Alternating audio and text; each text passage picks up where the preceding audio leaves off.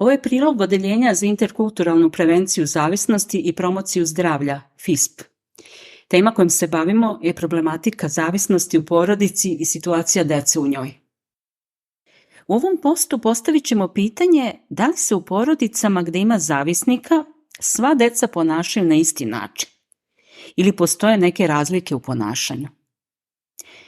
Poštovani slušaoci, pozdravila bih sada gospođu Draganu Dimitrijević koja će nam pomoći da dođemo do jasnijih odgovora na ova veoma značajna pitanja. Ja sam Gordana Nikolić. Dobar dan, gospođo Nikolić. Dobar dan. Recite nam, Dragana, molim vas, kako reaguje dete kada su otac i majka zavisni? Razlikuje se. Reakcija zavisi između ostalog od starosti deteta. Često na to utiče da li imaju starijeg brata ili sestru. U osnovi razlikujemo 4 vrste reakcije, odnosno 4 vrste tipa ponašanja deteta. Čak 4. Interesuje nas sada da li načini reagovanja kod ova 4 tipa postoji neka velika razlika među njima. Pojasnite nam kako izgledaju ova 4 tipa. U prvom tipu dete preuzima ulogu junaka, heroine. Zatim zamenjuje roditelja zavisnika u mnogim oblastima, tako da preuzima veliku odgovornost. Naprimer, dete preuzima kućne obaveze i poslove koji bi inače bili neurađeni. Što ne bi trebalo, je li tako? Tako je. Ova deca često dobijaju veliko priznanje i pohvale spolja jer su generalno veoma nezavisna, korisna i dobro prilagođena. Pa naravno. I to onda zapravo i ne zvuči tako loše. Ali i jeste loše. Nemojte se zavaravati. Imperativ je da ova deca budu u stanju da se odreknu odgovornosti u ime drugih. Također im je potrebna podrška kako bi mogli da priznaju svoje slabosti. I konačno, ova deca bi trebala da budu u stanju da se igraju i da se zabavljaju. Pa naravno. Da, to ima smisla. Očigledno je da je tako. Međutim, drugi tip ponašanja bi onda bio šta? Drugi tip ponašanja karakteriše upadljivo, buntovno ponašanje dece, što također privlači pažnju, doduše negativnu pažnju. Kontra. Tako je. Dete misli ja baš nigde ne pripadam. Shodno tome ono se ne prilagođava, već se na primjer upadljivo ponaša u školi. Ponekad takva deca postaju i zločinci. Tužno. Da. Ovakvim ponašanjem dete ovlači pažnju od stvarnih problema. To je u stvari vapaj za pomoć. Ili skreće pažnju na sebe. Tako je. Ovo je drugi tip načina ponašanja. Zovemo ga žrtvenim jarcem jer je dete odgovorno za sve. Čak i za stvari koje nemaju veze sa njim. Da. Često su u ovom slučaju ova deca isključena od strane druge dece i zato se govori o odbačenom, penzionisanom ili isključenom detetu. Da. Pa šta onda nedostaje ovoj deci? Šta im je konkretno potrebno?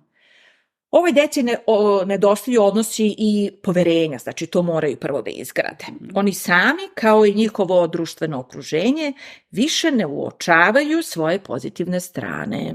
I konačno, ova deca moraju da nauče da kontrolisano smanjuju svoju agresiju. Da, prvo to.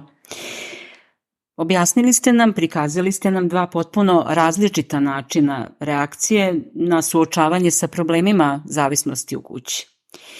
Ali vi ste pomenuli na početku razgovora da ih ima 4. Na prvi pogled čini se mnogo. Kakav bi bio treći način? Da, treća vrsta reakcije ponovo potpuno izgleda drugačije. Postoje deca koja se povlače da bi se zaštitila od nekontrolisanih reakcija roditelja. Pasivno. Izbegavaju sukobe i tiho se prilagođavaju.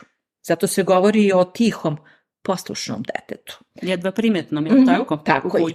Bravo. Pošto se povlači što je više moguće u svoj svet i deluje sanjivo, ovaj treći tip se i naziva sanjar ili izgubljeno dete. Bespomoćnost, nesigurnost i teškoće u kontaktu su tipične za ovu decu. Ova deca traže, ali ne dobijaju niti pozitivnu, niti negativnu pažnju. Naravno, samim tim ovoj deci je isto tako teško. Da, nedostaje im iskustvo da su oni sami važni. Ova deca moraju da nauče da im je dozvoljeno da imaju svoje potrebe i da zbog toga neće biti odbačeno. Moraju da nauče kako da oblikuju vezu, odnosno da smanje poteškoće pri stvaranju kontakata. Svi ovo moramo da ih naučimo vrlo nežno, oprezno, bez ikakvog opterećenja. Deluje vrlo delikatno.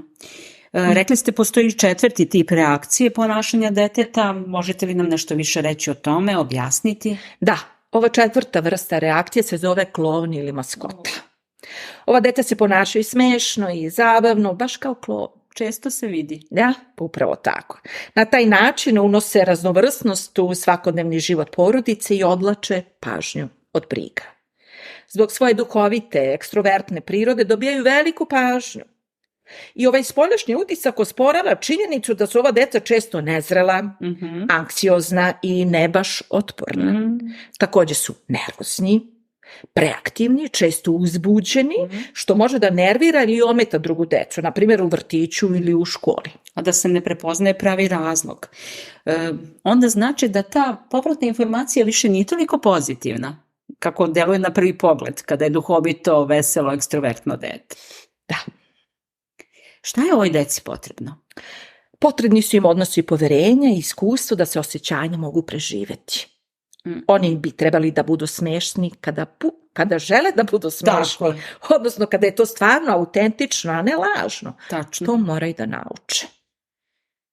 Da zaključimo onda, bez obzira na koji način dete reaguje, na koji način podnosi i suočava se sa stresom u porodici zavisnika, kako god, osnovno je ono pati. Da, zato su roditelji i drugi staratelji deci jako potrebni. Tako je. Znači, odrasli imaju veliku odgovornost, posebno prema deci. Tačno, upravo tako. I ne mogu da prebacuju tu odgovornost ni na koga, a posebno ne na decu. Mnogo vam hvala. Mnogo vam hvala na ovim značajnim informacijama i procenama u vezi ove važne teme. Molim, ja se zahvaljujem vama. Poštovani slušaoci, zahvaljujemo vam se na pažnji. Ovaj prilog je nastao u saradnji sa FISP-om, Odeljenjem za interkulturalnu prevenciju zavisnosti i promociju zdravlja.